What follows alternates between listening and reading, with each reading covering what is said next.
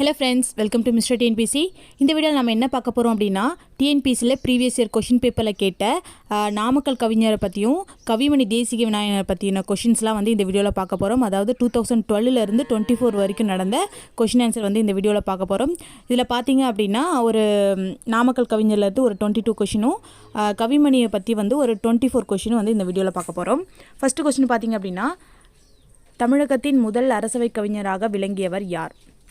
வேர் ராமலிங்கனார். ரெண்டாவது கொஷின் பார்த்திங்கன்னா, சரியான இணைகளை வந்து தேர்ந்தெடுக்க சொல்லியிருக்காங்க. இதில் வந்து பகுத்தறிவு கவிராயர் அப்படின்றவர் வந்து உடுமலை நாராயண கவி, இது சரிதான். ஓமை கவிஞர் வந்து பெருஞ்சித்தனார் கிடையாது. ஓமை கவிஞர் வந்து சுரதா. காந்திய கவிஞர் வந்து வே ராமலிங்கனார், இதுவும் கரெக்டு. புரட்சி கவிஞர் வந்து தாராபாரதி கிடையாது, பாரதிதாசன்.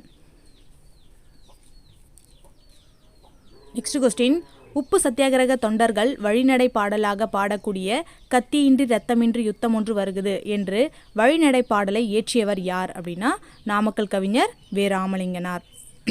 அடுத்த கொஸ்டின் பார்த்திங்கன்னா, நாமக்கல் கவிஞரின் படைப்புகளின் எண்ணிக்கையை பொறுத்து சொல்லியிருக்காங்க. இதில் வந்து இசை நாவல்கள் அப்படின்றது வந்து 3, புதினங்கள் அப்படின்றது வந்து 5, கவிதை தொகுப்புகள் வந்து 10, மொழிபெயர்ப்புகள் வந்து 4 இயற்றியிருக்காரு. அடுத்த கொஸ்டின் வந்து, பெண்மைக்கு பன்முகங்கள் உண்டு என்று கூறியவர் யார் அப்படின்னா நாமக்கல் கவிஞர் வே ராமலிங்கனார். அடுத்த கொஸ்டின் வந்து பொறுத்துக்க சொல்லியிருக்காங்க. எங்கள் பகைவர் எங்கோ மறைந்தார், இது வந்து யாருடையது அப்படின்னா பாரதிதாசனுடையது. பாட்டாளி மக்களது பசி தீர வேண்டும் அப்படின்னு சொல்லிட்டு வந்து நாமக்கல் கவிஞர் பாடியிருப்பார். எல்லாரும் எல்லாமும் பெற வேண்டும் அப்படின்ட்டு கண்ணதாசன் சொல்லியிருப்பார். சபைகளிலே தமிழெழுந்து முழங்க வேண்டும் அப்படின்னு சொல்லிட்டு கவிமணி தேசிக விநாயகனார் சொல்லியிருப்பார். அடுத்த கொஸ்டின் பார்த்திங்கன்னா, தமிழக மக்களால் காந்திய கவிஞர் என பெருமையுடன் அழைக்கப்பெற்றவர் யார் அப்படின்னா வே ராமலிங்கனார். அடுத்த கொஸ்டின் வந்து, தமிழன் என்றோர் இனம் உண்டு, தனியே அவருக்கு ஒரு குணம் உண்டு அப்படின்னு சொன்னவர் யார் அப்படின்னா நாமக்கல் கவிஞர். அடுத்த கொஸ்டின் பொறுத்துக்கு சொல்லியிருக்காங்க. வசன நடை கைவந்த வள்ளலார் அப்படின்னு யாரை சொல்லியிருப்பாங்க அப்படின்னா ஆறுமுக நாவலரை. புதுநெறி கண்ட புலவர் அப்படின்ட்டு ராமலிங்க அடிகளை சொல்லியிருப்பாங்க. தைரியநாதர் அப்படின்ட்டு வந்து வீரமாமுனிவரை சொல்லியிருப்பாங்க. காந்திய கவிஞர் அப்படின்னு வந்து நாமக்கல் கவிஞரை சொல்லியிருப்பாங்க. அடுத்த கொஸ்டின் வந்து, தமிழக மக்களால் காந்திய கவிஞர் என வழங்கப்படுபவர் யார் அப்படின்னா நாமக்கல் கவிஞர், இது வந்து அப்படியே ரிப்பீட் ஆகுது. அடுத்த கொஸ்டின் பாருங்கள், ரிப்பீட் ஆகுது. தமிழக அரசுடைய முதல் அரசவை கவிஞர் யார் அப்படின்னா கவிஞர் வே ராமலிங்கனார். அடுத்த கொஸ்டின் வந்து, அயலார் தமக்கு அன்பை செய்யும் நாணம் கெடாமல் நட்பு கொண்டாடும் பெண்மையை இப்படி புகழ்ந்தவர் யார் அப்படின்னா நாமக்கல் கவிஞர். அடுத்த கொஸ்டின் பொறுத்துக்கு சொல்லியிருக்காங்க. நூல் ஆசிரியர் கொடுத்துருக்காங்க. இதில் வந்து பாண்டியன் பரிசு அப்படின்றது வந்து பாரதிதாசனுடையது. குயில் பாட்டு வந்து பாரதியாருடையது. ஆசிய ஜோதி வந்து கவிமணி தேசிக விநாயகரோடது. சங்கொலி அப்படின்றது வந்து நாமக்கல் கவிஞருடையது. அடுத்தது பொருந்தாத இணையை வந்து கண்டுபிடிக்க சொல்லியிருக்காங்க. அதாவது யாதும் ஊரே யாவரும் கேளீர் வந்து கணியன் பூங்கொன்றானது. கத்தியின்றி ரத்தமின்றி யுத்தம் ஒன்று வருகுது அப்படின்றது நாமக்கல் கவிஞருடையது. மங்கையராய் பிறப்பதற்கே மாதவம் செய்திடல் வேண்டுமம்மா அப்படின்னு சொன்னது கவிமணி. அதே மாதிரி தேனொக்கும் செந்தமிழே நீ கனி அப்படின்னு சொன்னவர் வந்து பாரதியார் இல்லை, பாரதிதாசன். அடுத்த கொஸ்டின் ரிப்பீட் ஆகுது பாருங்கள். காந்திய கவிஞர் என அழைக்கப்படுபவர் நாமக்கல் கவிஞர். அடுத்த கொஸ்டின் பார்த்திங்கன்னா, இதெல்லாம் நம்ம வந்து பாரதிதாசனை பற்றி பார்க்கும்போதே பார்த்துட்டோம். இதில் வந்து சிறப்பு பெயர்கள் ஆசிரியர்கள் கொடுத்துருக்காங்க. தேசிய கவிஞர் வந்து பாரதியார், புரட்சி கவிஞர் வந்து பாரதிதாசன், காந்திய கவிஞர் வந்து நாமக்கல் கவிஞர், கவிமணி வந்து தேசிக விநாயக பிள்ளை. அடுத்த கொஸ்டின் பார்த்திங்கன்னா பொறுத்துக்க சொல்லியிருக்காங்க. அது வந்து நூலாசிரியர் கொடுத்துருக்காங்க. சின்னசாமி பார்த்திங்க அப்படின்னா சுதந்திரம் சும்மா கிடைக்கவில்லை என்ற நூலை எழுதியிருப்பாங்க. அதே மாதிரி வந்து கோபாலகிருஷ்ண பாரதி வந்து நந்தனார் சரித்திர கீர்த்தனைகள் அந்த நூலை எழுதியிருப்பார். ராமலிங்கம் வந்து என் கதை அப்படின்ற நூலை எழுதியிருப்பார். திரவியம் அப்படின்றது வந்து தேசியம் வளர்த்த தமிழ். இது வந்து பார்த்திங்கன்னா இது கொஞ்சம் புக்கில் அதிகமாக இருக்காது. ராமலிங்க என் கதை மட்டும்தான் வந்து நமக்கு தெரியும். இதெல்லாம் ஓரளவு பார்த்துக்கோங்க. அடுத்த கொஸ்டின் பார்த்திங்க அப்படின்னா, கவிஞர் அதாவது நாமக்கல் கவிஞருக்கு வந்து பத்மபூஷன் விருது வழங்கி சிறப்பித்தது யார் அப்படின்னா நடுவண் அரசு தான், மத்திய அரசு தான். அடுத்தது வந்து தமிழன் என்ற ஒரு இனம் உண்டு, தனியே அவருக்கு ஒரு குணம் உண்டு அப்படின்னு பாடியவர் யார் அப்படின்னா நாமக்கல் கவிஞர். அடுத்த கொஸ்டின் பார்த்திங்கன்னா, நூல்களும் நூலாசிரியர்னு கொடுத்துருக்காங்க. அழகின் சிரிப்பு வந்து பாரதிதாசன், தெய்வ திருமலர் வந்து நாமக்கல் கவிஞர், பாவிய கொத்து வந்து பாவலரேறு பெருஞ்சித்தனார், கண்ணன் பாட்டு வந்து பாரதியார் நூல். கீழ்கண்டவற்றுள் நாமக்கல் கவிஞருடைய கவிதை தொகுப்புகளை மட்டும் தேர்வு செய்ய சொல்லியிருக்காங்க. இதில் பார்த்திங்கன்னா திருமலர், இசைமலர், சமுதாய மலர், பல்சுவை மலர் இதெல்லாம் வந்து அவருடைய கவிதை தொகுப்புகள். இது வந்து பார்த்திங்கன்னா ஓல்டு புக்லேயே பார்த்திங்கன்னா அவருடைய பெண்மை அப்படின்ற ஒரு கவிதை தொகுப்பில் பார்த்திங்கன்னா இந்த இதெல்லாம் கொடுத்துருப்பாங்க, அதை பார்த்துக்கோங்க. அடுத்த கொஷின் பார்த்திங்க அப்படின்னா பட்டியல் 1 பட்டியல் 2ல் வந்து நூலாசிரியர் கொடுத்துருக்காங்க. உலகம் சுற்றும் தமிழன் இது வந்து யாருடையது அப்படின்னா ஏ கருப்பன் அவர்களுடையது. ஞானரதம் வந்து தேசிய கவி பாரதியாருடையது. தண்ணீர் அது வந்து சுவாமிநாதனுடையது. என் கதை அப்படின்றது நாமக்கல் கவிஞர் வே ராமலிங்கனாருடையது. அடுத்தது பார்த்திங்க அப்படின்னா கவிமணி தேசிக விநாயகனார் பற்றினா ஒரு 24 கொஷின் பார்க்க போகிறோம். இதில் பார்த்திங்கன்னா கவிமணி என்னும் பட்டம் தேசிய விநாயகனாருக்கு வழங்கிய அமைப்பு எதுன்னு கேட்டிருக்காங்க. சென்னை மாகாண தமிழ்ச்சங்கம் தான் வந்து இவருக்கு கவிமணி அப்படின்ற பட்டத்தை வந்து வழங்கியிருக்கும்.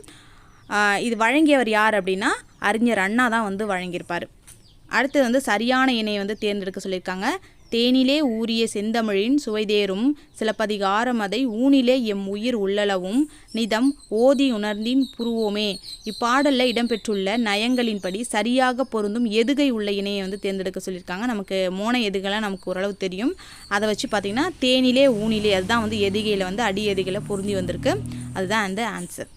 அடுத்த கொஷின் பார்த்திங்க அப்படின்னா ஆண்டி பண்டாரம் உன்னை வேண்டிக் கொண்டேனே எனும் நாட்டுப்பாடலை ஒட்டி தீண்டாதார் விண்ணப்பம் பாடியவர் யார் அப்படின்னா கவிமணி தேசிக விநாயகனார். அடுத்த கொஷின் வந்து நாடக சாலையொத்த நற்கள சாலை ஒன்று நீடுலகில் உண்டோ நிகழ்த்து என்று கூறியவர் யார் அப்படின்னா கவிமணி தேசிக விநாயகனார்.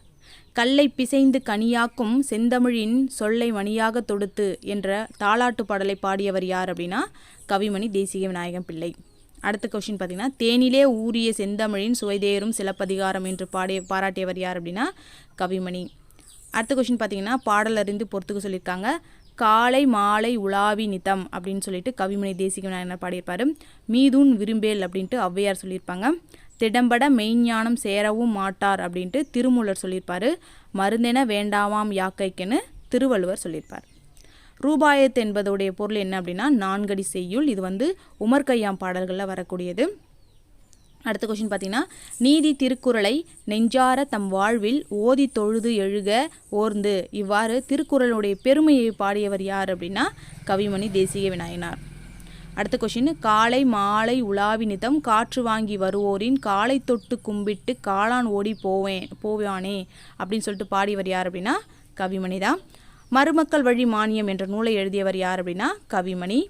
இது ரிப்பீட் ஆகுது. நாடக சாலையொத்த நற்கலா சாலையொன்று நீடுலகில் உண்டோ நிகழ்த்து இதோடைய யாருடைய கூற்று அப்படின்னா கவிமணியுடைய தான்.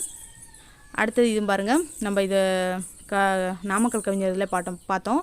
எங்கள் பகைவர் எங்கோ மறைந்தார் அப்படின்னு சொன்னவர் யார் அப்படின்னா பாரதிதாசன். பாட்டாளி மக்களது பசி தீர வேண்டும்ட்டு நாமக்கல் கவிஞரும், எல்லாரும் எல்லாமும் பெற வேண்டும் அப்படின்ட்டு கண்ணதாசனும், சபைகளிலே தமிழெழுந்து முழங்க வேண்டும் அப்படின்ட்டு கவிமணியும் பாடியிருப்பாங்க. இது வந்து பார்த்திங்கன்னா சாலைகளில் பல தொழில்கள் பெருக வேண்டும், சபைகளிலே தமிழெழுந்து முழங்க வேண்டும் அப்படின்ற வரியை வந்து பாடியவர் யார் அப்படின்னா கவிமணி. மலரும் மாலை என்ற நூலை வந்து இயற்றியவர் யார் அப்படின்னா கவிமணி தேசிக விநாயகனார். சீடைக்காக ஸ்லேட்டு பணயம், முறுக்குக்காக மோதிரம் பணயம், காப்பிக்காக கடுக்கன் பணயம் இப்பாடலுடைய ஆசிரியர் யார் அப்படின்னா கவிமணி தேசிக விநாயகனார். அடுத்தது பாருங்கள் பொறுத்துக்க சொல்லியிருக்காங்க. பாண்டியன் பரிசு பாரதிதாசன், குயில் பாட்டு பாரதியார், ஆசிய ஜோதி கவிமணி, சங்கோலி வந்து நாமக்கல் கவிஞர். இதெல்லாம் ரிப்பீட்டட். யாதும் உரை யாவரும் கேளீர் அப்படின்ட்டு வந்து கணியன் பூங்குனார் சொல்லியிருப்பார். கத்தியின்றி ரத்தமின்றி யுத்தம் ஒன்று வருகுதுன்னு நாமக்கல் கவிஞர் சொல்லியிருப்பார். மங்கையராய் பிறப்பதற்கு நல்ல மாதம் செய்திட வேண்டுமம் அப்படின்ட்டு கவிமணி சொல்லியிருப்பாங்க. தேனுக்கும் செந்தமிழே நீ கனி நான் கிளி அப்படின்னு சொல்லிட்டு பாரதிதாசன் சொல்லியிருப்பார் பாரதியாரில். இது நாமக்கல் கவிஞரில் பார்த்துட்டோம். அடுத்தது இதுன்னு பாருங்கள் ரிப்பீட் ஆகுது. ரூபாயத் என்ற சொல்லுடைய பொருள் என்ன அப்படின்னா 4 அடி செய்யுள். அடுத்த கொஷின் பார்த்திங்கன்னா ஆயுள் நாள் முழுவதும் தமிழ் மகன் தன்னுடன் வைத்துக்கொண்டு அனுபவிக்கக்கூடிய வாடாத கற்பக பூச்செண்டு என்று கவிமணியினுடைய பாடலை பாராட்டியவர் யார் அப்படின்னா டி.கே. சிதம்பரம். இது வந்து பாடியது வந்து கவிமணி, இதை பாராட்டியவர் யார் அப்படின்னா டி.கே. சிதம்பரம். மருமக்கள் வழி மானியம் என்ற நூலுடைய ஆசிரியர் கவிமணி. உமர் கய்யாமில் ரூபாயத் என்ற பெயரில் எழுதிய நூலை கவிமணி மொழிபெயர்த்தார். இந்த அடிக்கோடிட்ட சொல்லோடைய பொருள் இது ரிப்பீட் ஆகுது பாருங்கள். ரூபாயத் அப்படின்றது 4 அடி செய்யுள். இதுவும் பார்த்திங்கன்னா நம்ம பாரதியார், பாரதிதாசன், நாமக்கல் கவிஞர் எல்லார்ட்டையும் பார்த்துட்டோம்.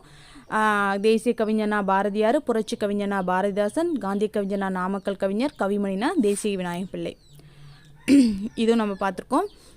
உயிரை உணர்வை வளர்ப்பது தமிழே அப்படின்ட்டு பாரதிதாசனும், உடம்பை வளர்த்தேன் உயிர் வளர்த்தேனே அப்படின்னு திருமூலரும், தேனிலே ஊறிய செந்தமிழின் சுவைதேரும் சிலப்பதிகாரம்ட்டு கவிமணியும், உள்ளுவதெல்லாம் உயர் உள்ளல் அப்படின்ட்டு திருவள்ளுவரும் சொல்லியிருப்பாங்க. இவ்வளோ தான் பார்த்தீங்கன்னா இந்த வீடியோ. இந்த வீடியோ உங்களுக்கு யூஸ்ஃபுல்லாக இருந்துச்சுன்னா மறக்காமல் லைக் பண்ணுங்கள். அப்போ தான் எனக்கு அடுத்த வீடியோ போடுறதுக்கு ஒரு மோட்டிவேஷனாக இருக்கும். நீங்கள் இந்த சேனலுக்கு புதுசு அப்படின்னா சப்ஸ்கிரைப் பண்ணிவிடுங்க. கமெண்ட்டில் எப்படி இருந்துச்சு அப்படின்னு மறக்காமல் கமெண்ட் பண்ணிவிடுங்க. தேங்க்யூ.